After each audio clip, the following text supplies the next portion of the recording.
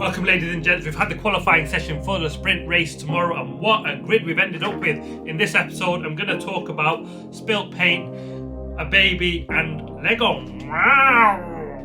Let's take a look. Right then guys, as ever on this show we just jump straight to it, no fluff. Ugly Liveries. What have Ferrari done to this car for the Miami Grand Prix? Is this the ugliest looking livery ever? I mean, this is disgusting with the blue and white that they've put with the HB, which is bad enough. What a disgusting logo that is. They plastered it on the front wing and they've just done the most botched job I've ever seen in my life on the back of that car and the rear wing. Disgusting. Let's get rid of it.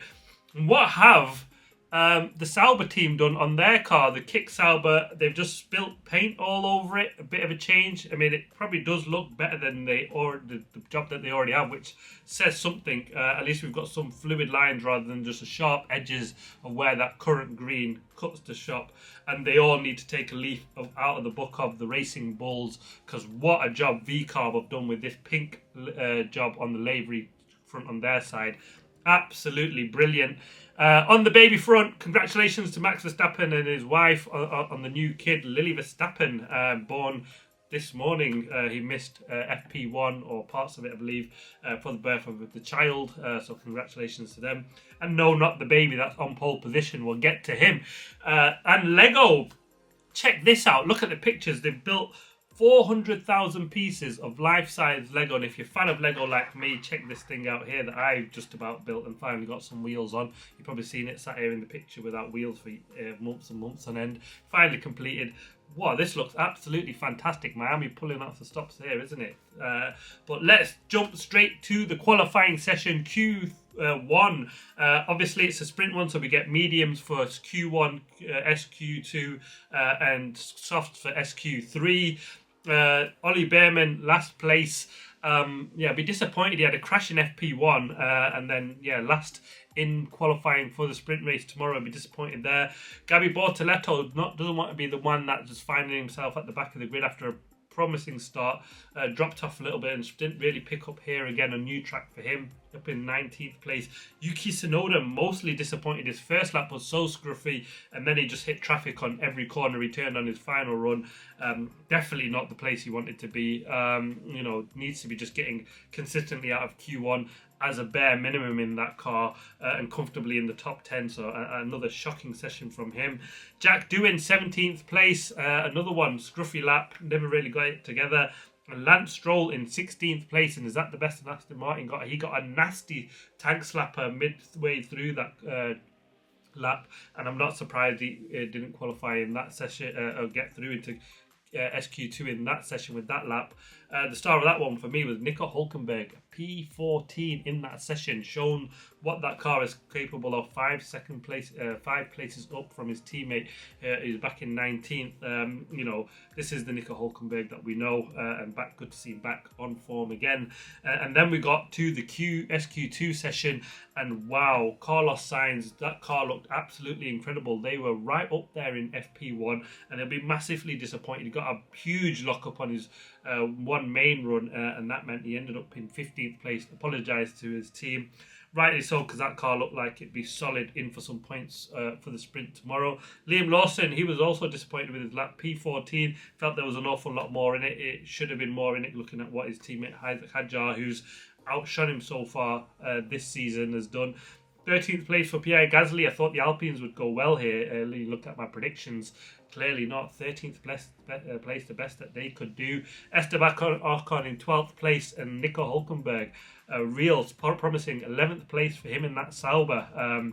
He obviously loves it around here. Kimi Antonelli starting that one for P4 for me. And then let's jump to the big one, the baby on pole position. Kimi Antonelli, the youngest man ever in any F1 format to sit on pole position. An absolutely incredible lap. Even he was saying, I didn't think we had enough to put it on pole position. He knew it was a good lap, but to pull it off and put it in P1 was absolutely incredible. This guy, like I said with Isaac Hadjar, has been the most promising young man for me, and this is what he's shown with pressure on him in that Mercedes. There's no two ways about it. Everybody's kind of looking for him to slip up and say, look, wrong choice. He's shown exactly the reason why he should be in that seat. Absolutely incredible pace. Let's see if he can hold on for a first sprint race win tomorrow. I mean, he needs to make that Mercedes as wide as he possibly can, because right behind him is the man or the people that we expected to be on pole position. Oscar Piastri in second place, missed out by just 0.045, half a tenth of a second behind Kimi Antonelli. So close up at the front, but Oscar beat again the faster of the two McLarens.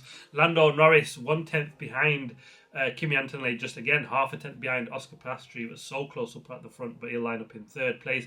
Max Verstappen a bit of a way back, 2.5 tenths behind Kimi Antonelli in fourth place, but a decent enough job for him. He went for a first run very early on and then went for a second. Did he take too much time out of his tyres to potentially get closer in that second run, although he was faster in his second run?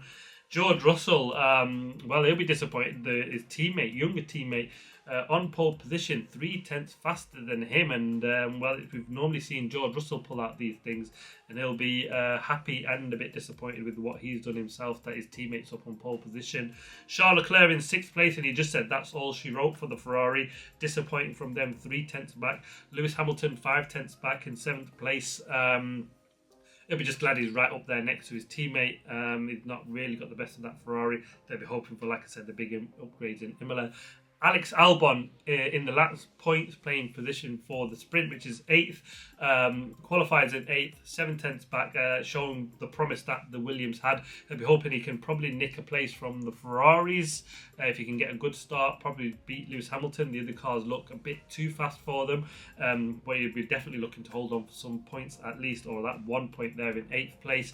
Isaac Hadjar, another one, promising, very good qualifying session from him in P9 in the fabulous looking pink car. Looked absolutely brilliant, that. And Fernando Alonso in 10th place, showing there is some promise in this Aston Martin, and they'll be hoping that that sort of form carries on to the main qualifying, where there is points up to 10th place, and if he can qualify there and hold on for at least a point finally for him, that'd be some way to go. But yeah, what a grid. Kimi Antonelli, hats off. The guy has delivered under pressure. Let's see if he can hold on for his maiden win tomorrow. That'll be incredible. Let's wait and see what happens. Thanks for watching. Please like, subscribe, comment as always. See you on the next one.